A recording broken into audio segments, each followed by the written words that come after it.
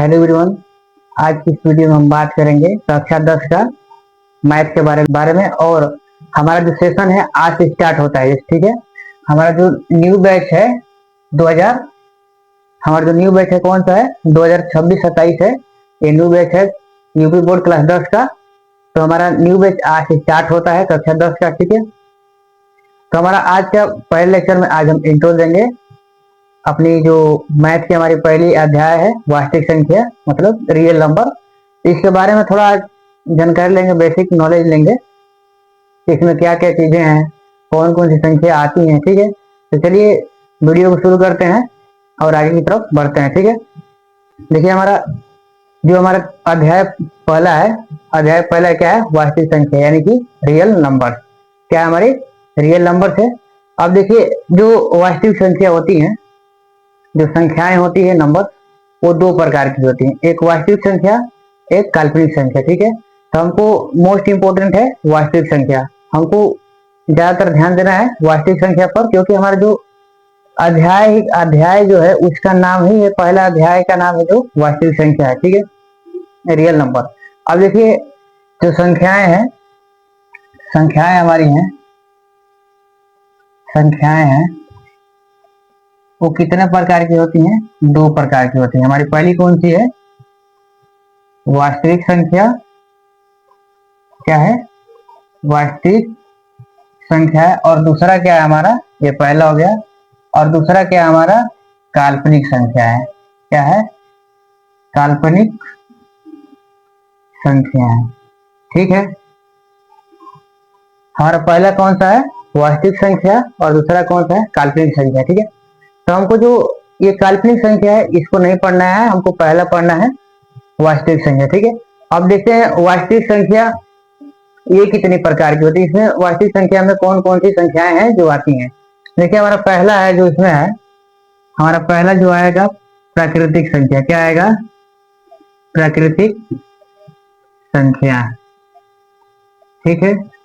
प्राकृतिक संख्या है यानी कि नेचुरल नंबर। क्या है, नेचुरल नंबर। इसको रिप्रेजेंट करते हैं एन से, ठीक है। इसको हम नेचुरल नंबर को एन से रिप्रेजेंट करते हैं। अब पूछेंगे नेचुरल नंबर किसे कहते हैं, यानी कि प्राकृतिक जो संख्या है किसे कहते हैं। हमारा जो प्राकृतिक संख्या है, गिनती की संख्या को प्राकृतिक संख्या करते हैं। यानी कि देखिए एग्जांपल समझिए, हमारा एग्जांपल है 1 2 3 4 5 एंड सो ऑन etc। मतलब गिनती की संख्या को क्या कहते हैं, प्राकृतिक संख्या। जैसे 1 2 हो गया, 3 हो गया, 4 हो गया, 5 हो गया एंड सो ऑन, ठीक है। उसको क्या बोलते हैं, प्राकृतिक संख्या बोलते हैं। अब देखिए हमारा दूसरा जो है पूर्ण संख्या है, मतलब कि होल नंबर। दूसरा हमारा क्या है, पूर्ण संख्या, पूर्ण संख्या है यानी कि होल नंबर। क्या है, होल नंबर। इतना समझ में आ गया जी। अब देखिए इसको जो होल नंबर है इसको रिप्रेजेंट कैसे करते हैं, ठीक है। अब जो हमारा होल नंबर है इसको रिप्रेजेंट करते हैं हम W से, ठीक। अब देखिए जो पूर्ण संख्या है उसको क्या कहते हैं, पूर्ण संख्या उसको कहते हैं जो शून्य से आरंभ होने वाली गिनती की संख्याओं को पूर्ण संख्या कहते हैं। अब देखिए शून्य से आरंभ होने वाली, उसमें भी क्या बोलते हैं, गिनती की संख्या। यानी कि एग्जाम्पल जैसे समझ लीजिए, हमारा एग्जाम्पल है शून्य से आरंभ होने वाली, ये शून्य से हमारा आरंभ हो गया। और गिनती की संख्या क्या आती है, मतलब कि प्राकृतिक संख्या। गिनती की वही संख्या को क्या बोलते हैं, प्राकृतिक संख्या। तो हमारी प्राकृतिक संख्या का एग्जाम्पल क्या मैंने दिया था, 1 2 3 4। तो शून्य से आरंभ होने वाली, शून्य से मेरा क्या हो गया, आरंभ हो गया। और गिनती की संख्या को, गिनती की संख्या क्या है, 1 2 3 4 एंड सो ऑन etc, ठीक है। इतना समझ में आ गया। अब क्या इसका हो जाएगा जो हमारा, अब इसको डिफाइन कैसे करेंगे। तो पूर्ण संख्या किसे कहते हैं, शून्य से आरंभ होने वाली गिनती की संख्या को पूर्ण संख्या कहते हैं। अब देखिए हमारा जो तीसरा है वो कौन सा है, तीसरा हमारा आता है पूर्णांक संख्या, ठीक है। पूर्णांक संख्या क्या है हमारा तीसरा, पूर्णांक संख्या है। इंग्लिश है जो, इसको इंटीजर बोलते हैं। अब इसको रिप्रेजेंट कैसे करते हैं, रिप्रेजेंट इसको करते हैं आई से, ठीक है, इंटीजर। अब देखिए जो पूर्णांक है हमारे, वो भी कितने प्रकार के होते हैं? 2 प्रकार के होते हैं। ठीक, अब कौन कौन से होते हैं? एक हो गया धनात्मक पूर्णांक और दूसरा हमारा है ऋणात्मक पूर्णांक। अब देखिए इसका एग्जाम्पल क्या है, हमारा एग्जाम्पल है 0 हो जाएगा, 1 हो जाएगा, 2, 3, 4 एंड सो ऑन। ठीक, अब देखिए माइनस है, माइनस का 1, माइनस का 2, माइनस का 3। अब देखिए हमारा जो 1 से जो माइनस वाला है हमारा क्या है? ये ऋणात्मक पूर्णांक है। क्या है हमारा? ये जो है हमारा जो माइनस फॉर्म में हमारा आ रहा है, जैसे कि -3, माइनस का 2, माइनस का 1, ये क्या है? ऋणात्मक है। क्या है हमारा? ये ऋणात्मक संख्या है। ये जो हमारी है क्या है? ऋणात्मक संख्या है। ठीक है, और जो 0 हो गया, 0 को ले सकते हैं, 0 0 हो गया हमारा, और 0 को छोड़िए, 0, 1, 2, 3। अब देखिए हमारा जो 0, 1, 2, 3 है, ये क्या है? धनात्मक पूर्णांक है। ये क्या है? धनात्मक पूर्णांक। क्या है? धनात्मक पूर्णांक है। ये यहाँ पर पूर्णांक होगा, धनात्मक पूर्णांक संख्या है। ठीक है, क्या हमारा? धनात्मक पूर्णांक संख्या है। कहने का मतलब यह है कि जिसमें माइनस लगा होगा, जिसमें माइनस का चिन्ह होगा, वो हमारी ऋणात्मक संख्याएं होगी, और इसमें प्लस का चिन्ह होगा, वो कौन सी संख्या होगी? धनात्मक संख्या होगी। ठीक है, अब देखिए आगे बढ़ते हैं। ठीक है, अब देखिए हमारा आगे कौन सी संख्याएं आती है। ठीक, अब आगे हमारी देखिए कौन सी संख्या है, और चौथा हमारा क्या है? परिमेय संख्या। क्या है? परिमेय संख्या है। परिमेय संख्या क्या बोलते हैं? रेशनल नंबर, अपरिमेय को इरेशनल नंबर। ठीक है, इसको अब देखिए परिमेय संख्या क्या होती है? वैसी संख्या जो p बटा q के रूप में हो, जहां q इक्वल टू नॉट 0, उसको क्या बोलते हैं? परिमेय संख्या बोलते हैं। तो ये डिफिनेशन लिख देते हैं यहाँ पर हम, वैसी संख्या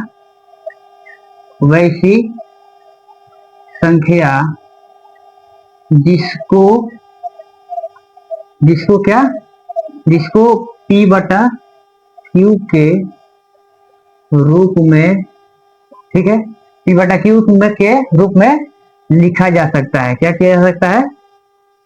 लिखा जा सकता है। ठीक है, जहां क्या हो जाएगा? जहां q नॉट इक्वल टू 0, मतलब q जो है 0 के बराबर कभी भी नहीं होगा। ठीक है, अब देखिए जो हमारा q और p और q है, वो एक धनात्मक क्या होना चाहिए? ये मतलब एक पूर्णांक होना चाहिए। ठीक है, वो धनात्मक पूर्णांक हो या ऋणात्मक पूर्णांक हो हमें। ठीक, और ये जो p और q का जो एचसीएफ निकलता है, मतलब महत्तम समापवर्त, उनका जो एचसीएफ होता है वो कितना आना चाहिए? एक ही आना चाहिए, कभी भी एक आना चाहिए। तो वो क्या होगी? परिमेय संख्या होगी। अब देखिए अगले चलते हैं अपरिमेय संख्या। हमारा पांचवा है अपरिमेय संख्या। अपरिमेय संख्या, अब देखिए अपरिमेय संख्या किसे कहते हैं? Irrational number. वैसी संख्या जो p बटा q के रूप में ना लिखा जा सके। लेकिन आपको जो इसका थ्योरी है उसको याद नहीं करना है, बस थोड़ा कंसेप्ट लगा करके याद करना है। अब देखिए इसमें क्या है? वैसी संख्या जो p बटा q के रूप में लिखा जा सके, और जो अपरिमेय संख्या है हमारी, उसको क्या बोलेंगे? वैसी संख्या जो p बटा q के रूप में ना लिखा जा सके। देखिए हमारा वैसी संख्या जिसको क्या नहीं किया जा सकता है? p बटा q के रूप में नहीं लिखा जा सकता है। p बटा q के रूप में नहीं लिखा जा सकता है। ठीक है, लिखा जा सकता है, और उसको क्या बोलेंगे? अपरिमेय संख्या। अब देखिए यहाँ पर हम दोनों का अपरिमेय और परिमेय संख्या के एग्जाम्पल बता देते हैं। वही संख्या जो क्या किया जा सकता है? p बटा q के रूप में लिखा जा सकता है। ठीक है, अब देखिए परिमेय संख्या का हमारा एग्जाम्पल क्या हो जाएगा? परिमेय संख्या का हमारा एग्जाम्पल हो जाएगा 1/2, 1/5। अब ये ना करिए 1/0 हमारा नहीं होगा, क्या होगा? 1/0 हमारा नहीं होगा, क्योंकि 1/0 होगा, बटा में 0 आ जाएगा तो क्या हो जाएगा, इन्फिनिटी इसका मान आएगा, तो p/q के रूप में नहीं है, तो क्या बोलेंगे कि 1/0 है वो परिमेय संख्या नहीं है। अब देखिए ETC लिख दे रहे हैं, बहुत है। अब देखिए इसका अपरिमेय संख्या एग्जाम्पल क्या है, वैसी संख्या जो p/q के रूप में ना लिखो, मतलब ये है कि इसको अंशवाही हर के फॉर्म में नहीं लिखा जा सकता है। जो p हमारा अपरिमेय संख्या है उसको क्या किया जा सकता है, मतलब कि p/q के रूप में नहीं लिखा जाता है, यानी अंशवाही हर के फॉर्म में नहीं लिख सकते हैं उसको बोलेंगे अपरिमेय संख्या। तो इसका एग्जाम्पल क्या हो जाएगा हमारा, इसका जो हमारा एग्जाम्पल हो जाएगा अपरिमेय संख्या √2, √5, √7 और पाई हो जाएगा, ठीक है, ETC। ठीक, अब देखिए ये तो हमारा हो गया परिमेय संख्या और अपरिमेय संख्या। अब आगे हमारा है यूक्लिड प्रमेय। यूक्लिड प्रमेय हमारा क्या कहता है, ठीक है,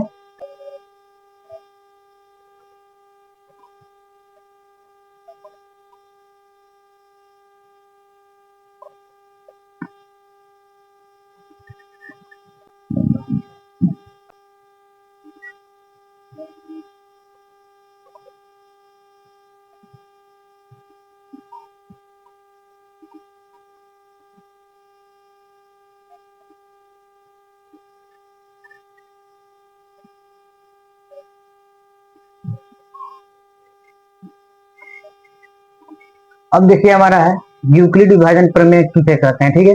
अब यूक्लिड विभाजन प्रमेय हमारा क्या कहता है, कोई भी दो धनात्मक पूर्णांक हो, ठीक है, कोई भी धनात्मक पूर्णांक, जैसे कि ए बी हमारा हो गया, कोई भी धनात्मक पूर्णांक हो, जैसे हमारा हो गया ए और बी, ठीक है, ए और बी ये क्या है, एक धनात्मक पूर्णांक है, और जहां ए और बी क्या है, जहां ए ग्रेटर देन बी, यानी कि जो हमारा ए है क्या है, बी से बड़ा है, ए ग्रेटर देन बी।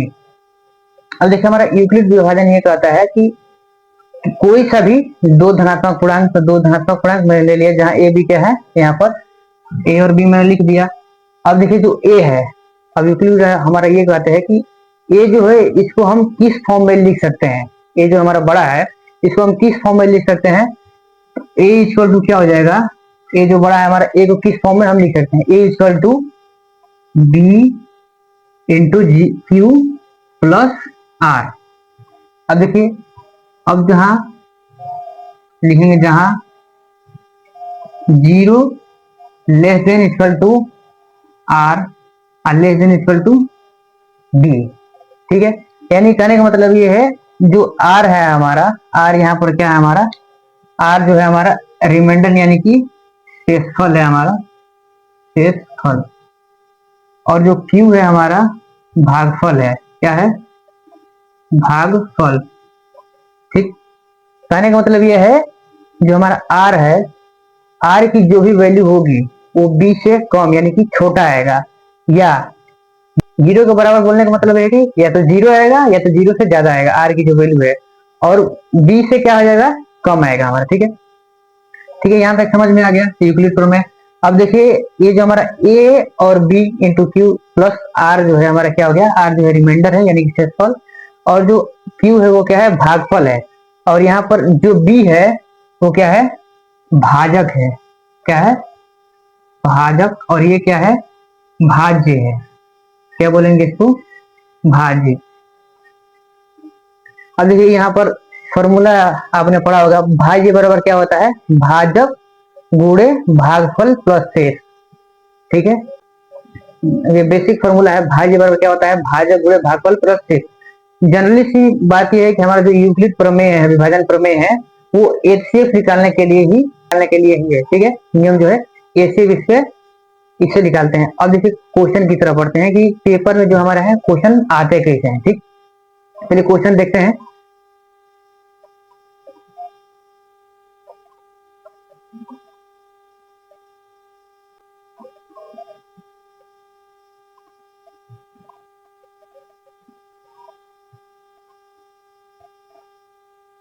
देखिए क्वेश्चन हमारा अगर दे दिया, जैसे कि क्वेश्चन मैंने अपने से ले लिया एग्जांपल, जैसे दे दिया एक 185 और हमारा क्या हो गया 300,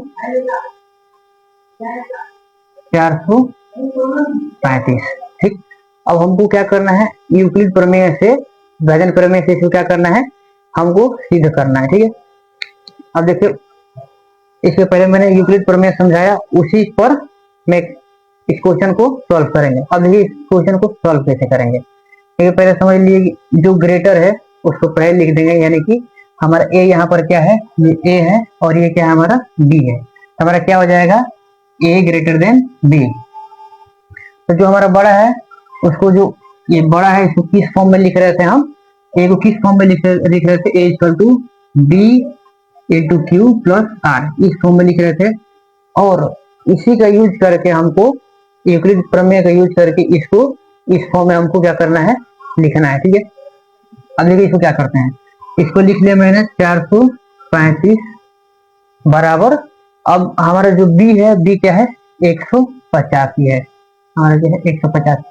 अब ये क्या करेंगे, 185 से क्या करेंगे 485 में क्या 185 से क्या करेंगे 435 में भाग देंगे, इधर साइड में लेते हैं।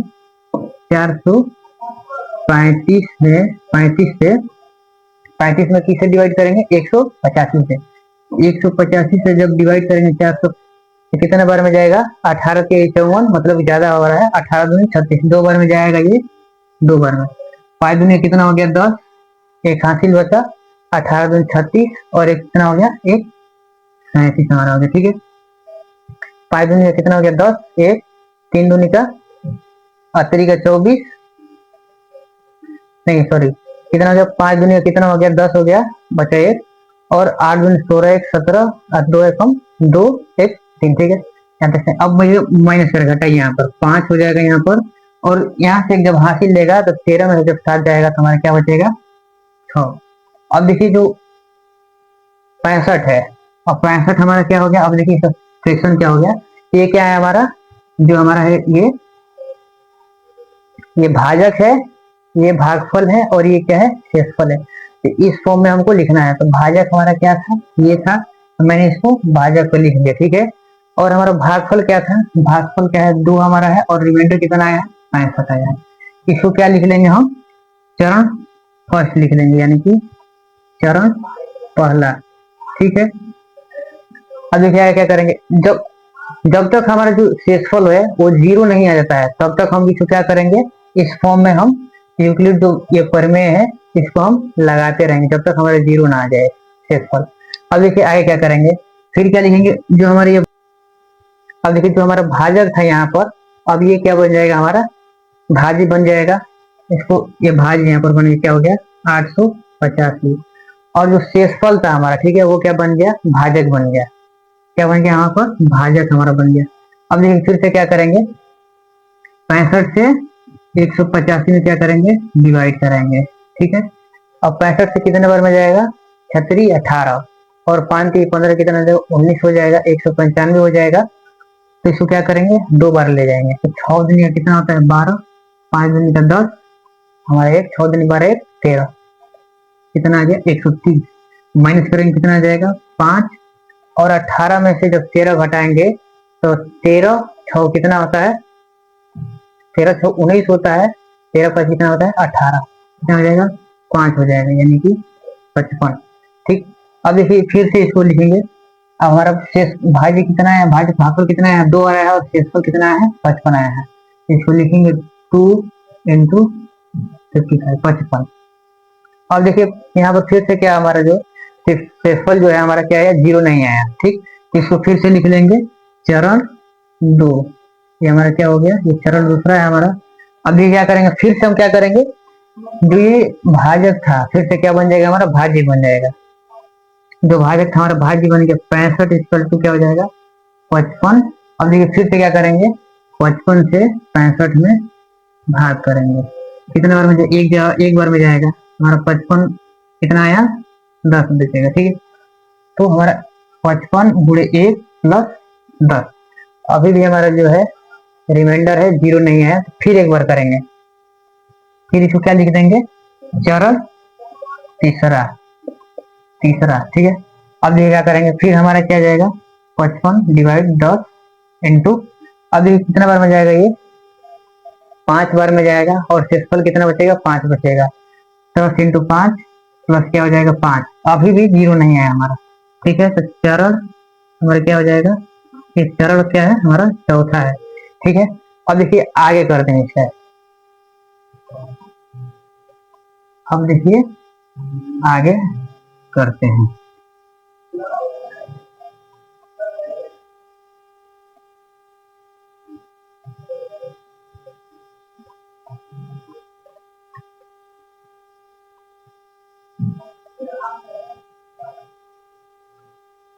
अब देखिए चरण हमारा 5वां जो है, अब फिर से इसको क्या करेंगे, फिर सॉल्व करेंगे। फिर क्या करेंगे, 10 इसको क्या हो जाएगा 5। अब 10 कितने बार में जाएगा, 2 बार में जाएगा। 10 इंटू 2, 5 दूनी का 10 हो गया, और जो हमारा रिमाइंडर है हमारा कितना आ गया, 0 आ गया। तो हमारा जो एचसीएफ है, अब लिखेंगे हम, अतः या अंतिम शेषफल 0 है, वह भागफल हमारा जो भाजक है, भाजक कितना है हमारा 4, तो भाजक हमारा कितना है 5 है, 5 है। ठीक, अतः इसके पीछे क्या हो जाएगा, अतः एचसीएफ, एचसीएफ हमने किसका किसका निकाला, 185 और 435 का। 185 और 435 का हमारा कितना आएगा, एचसीएफ 5 है। ठीक है, हमारा ये आंसर है। अब जो एक्सरसाइज है 1.1 प्रश्नावली 1.1, इसके अगले वीडियो में हम उसको एनालिसिस करेंगे। Thank you.